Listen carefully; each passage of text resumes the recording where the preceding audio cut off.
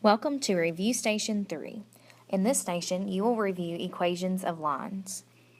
In this unit, we learned two different forms of equations of lines. The first one was point-slope form.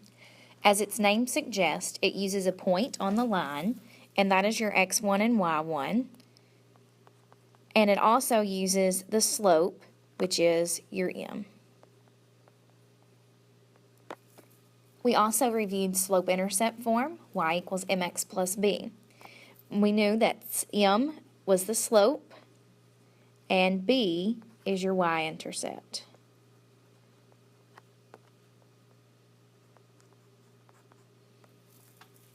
Let's look at some examples. So the first example, it is giving me the slope and a coordinate, and it wants me to write the equation of the line in point-slope form. So we're plugging into our first type of equation. So you're going to have y minus, and your x1 and your y1 are going to come from your point, so let's go ahead and label that. You've got y minus y1, which is going to be negative 4, equals m, your slope, negative 7/4, and then you're going to have x minus your x1, which is 8. The only simplifications that we need to do if it wants my answer in point-slope form is minus negatives are going to become pluses. So this is going to become y plus 4 equals negative 7/4 x minus 8. And that is our final answer. In the second example, it wants my answer in slope-intercept form. However, I'm given a point and the slope.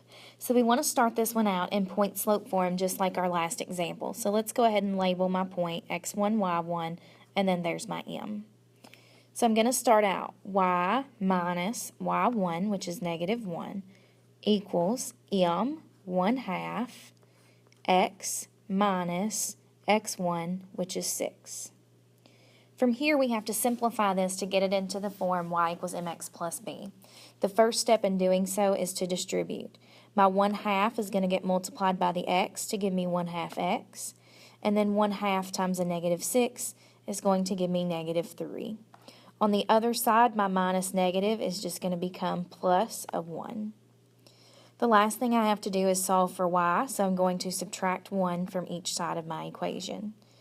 When I do so, I end up with y equals 1/2 x minus 4. And that is your final answer. Thank you for visiting Station 3.